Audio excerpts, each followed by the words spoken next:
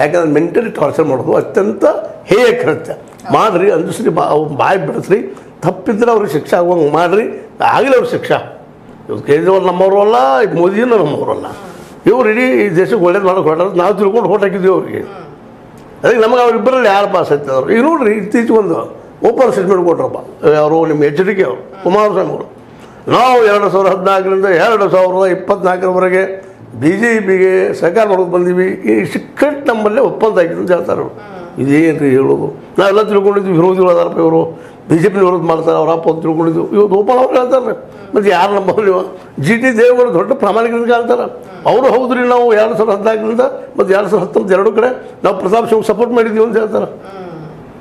ಮುಂದೆ ನಮಗೆ ಚಾಮುಂಡೇಶ್ವರಿ ನಮ್ಮ BJP ನಮಗೆ ಸಪೋರ್ಟ್ ಮಾಡಿದ್ರು, ಸಿದ್ದರಾಮಯ್ಯ ಸೋಲಿಸಿದ್ರು ಅಂತ ಹೇಳ್ತಾರೆ. ಅಲ್ಲ, ಇಂಥವೆಲ್ಲ ಇಲ್ಲಿದ್ದಾವ. ಇದರಲ್ಲಿ ಎಲ್ಲರೂ ಅವರು ಇದ್ದಾರೆ. ನಾವು ಕೇಜ್ರಿವಾಲ್ ಸಪೋರ್ಟ್ ಅಂತ ಹೇಳ್ತಾ ಇಲ್ಲ. ನೀವು ಎನ್ಕ್ವೈರಿ ಮಾಡಿರಿ, ಭಾಳ ಸಂತೋಷ ವಿಷಯ. ಅವ್ರು ತಪ್ಪಿತಸ್ಥದ ಶಿಕ್ಷೆ ಆಗೇ ಬಿಡಲಿ ಅವ್ರಿಗೆ. ಆದ್ರೆ ಒಂದು ಮಾತು ನೆನ್ಪಿಟ್ಕೊಳ್ರಿ, ಅನಗತ್ಯ ನೀವು ಪ್ರೆಷರ್ ಮಾಡಿ ಅವ್ರನ್ನ ಅವ್ರ ಜೀವನದಿದ್ದಾಗ ಸಹಾಯ ಮಾಡಬೇಡ್ರಿ.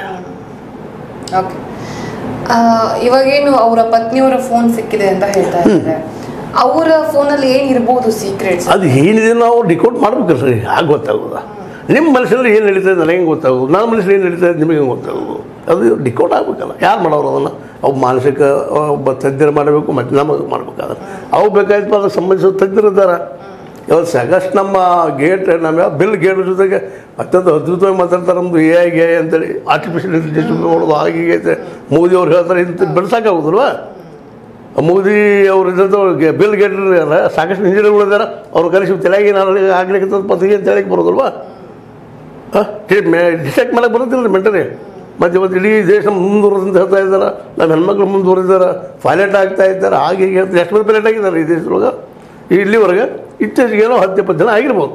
141 ಕೋಟಿ ಜನ, 40 ಕೋಟಿ ಜನ ಅಂತ ಹೇಳ್ತಾರೆ. ಅದರಲ್ಲಿ ಅರ್ಧ ಹೆಣ್ಮಕ್ಳು ಎಷ್ಟಾದರೂ 70 ಕೋಟಿ ಜನ.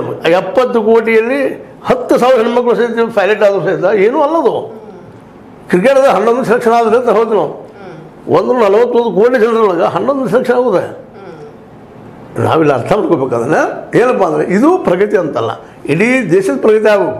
AI ಈಗ ಆರ್ಟಿಫಿಷಿಯಲ್ ಇಂಟೆಲಿಜೆನ್ಸ್ ಬಗ್ಗೆ ಮಾತಾಡ್ತಿದ್ದಾರೆ ಮೋದಿಯವರು. ಈ ಆರ್ಟಿಫಿಷಿಯಲ್ ಇಂಟೆಲಿಜೆನ್ಸ್ ಬಂದರೆ ನೀವು ನ್ಯೂಸ್ ಓದಿ ಬಂದಾಗಿ ಹೋಗ್ಬಿಡ್ತದ. ಎಷ್ಟು ಮಂದಿ ಉದ್ಯೋಗ ಕಳೀತಾರೆ ಇವರು? ಅಲ್ಲ ಸದಾ ಮಾಡ್ಲಿಕ್ಕೆ ಹತ್ತದ್ರೆ ಒಂದು ವಿಷಯ ಸ್ಪೀಡ್ ಮಾಡಿಬಿಟ್ಟು ಮಾಡೋಕ್ಕತ್ತದ. ನಮ್ಮಿಬ್ಬರು ಅವಶ್ಯಕತೆ ಇಲ್ಲ. ನಮ್ಮ ಉದ್ಯೋಗ ಕಸ್ಕೊಂಡ ನೀವು ಯಾರು ಉದ್ಯೋಗ ಕೊಡೋರು? ಈಗ ಹೆಚ್ಚಾಗಿದ್ರೆ ಆಲ್ರೆಡಿ ಈ ಕಂಪ್ಯೂಟರ್ ಬಂದು ಮತ್ತೆ ಯುಗ ಬಂದು ಹೆಚ್ಚಾಗಿದ್ರೆ ಎಷ್ಟು ಹೋಗ್ಬೇಕು. ಕಂಪ್ಯೂಟರ್ ಏನಕ್ಕಪ್ಪ? ನ್ಯೂಸ್ಗೆ ಮತ್ತೆ ಅದಕ್ಕೂ ರೆಕಾರ್ಡ್ ಇಡೋಕೆ ಆಯಿತು. ಬ್ಯಾಂಕಿಂಗ್ ಸೆಕ್ಟರ್ದಲ್ಲಿ ಅದು ಹಾಕಿಬಿಟ್ಟಿದ್ದಾರೆ. ನಾವು ಸಣ್ಣವರಿದ್ದಾಗ ಒಂದು ಬ್ಯಾಂಕ್ದೊಳಗೆ 15-20 ಜನ ವರ್ಕ್ ಮಾಡ್ತಿದ್ರು. ಇವತ್ತು ಒಂದು 4-5 ಕಂಪ್ಯೂಟ್ರು ಒಂದು 5-6 ಮಂದಿ ಮೇಲೆ ದೊಡ್ಡ ಸಿಂಡಿಕೇಟೆಡ್ ಬ್ಯಾಂಕ್ ಅಂತ, ಸ್ಟೇಟ್ ಬ್ಯಾಂಕ್ ಅಂತ ಬ್ಯಾಂಕು ನಡೀತಾ ಇದ್ದಾವೆ. ಇವತ್ತು 40 ಮಂದಿ ಕೆಲಸ ಮಾಡ್ತಿದ್ರು, ಅವತ್ತು 400 ಮಂದಿ ಕೆಲಸ ಮಾಡ್ತಿದ್ರು. ಅಂದ್ರೆ 560 ಮಂದಿ ಕೆಲಸಗಳು ಕಳೆದುಬಿಟ್ರು.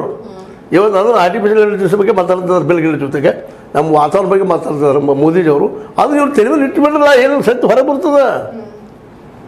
ಯಾಕಂದ್ರೆ ಅಟ್ಲೀಸ್ಟ್ ನಮ್ಮ ಕೇಳ್ತಿರೋರು ಭಾಳ ಬುದ್ಧಿವಂತರು ಅಂತ ನಾವು ತಿಳ್ಕೊಂಡಿವಿ. ಅದನ್ನು ಬಾಯಿ ಬಿಡಿಸಿಲ್ಲ ಅದು ಆರ್ಟಿಫಿಷಿಯಲ್ ಇಂಟೆಲಿಜೆನ್ಸ್.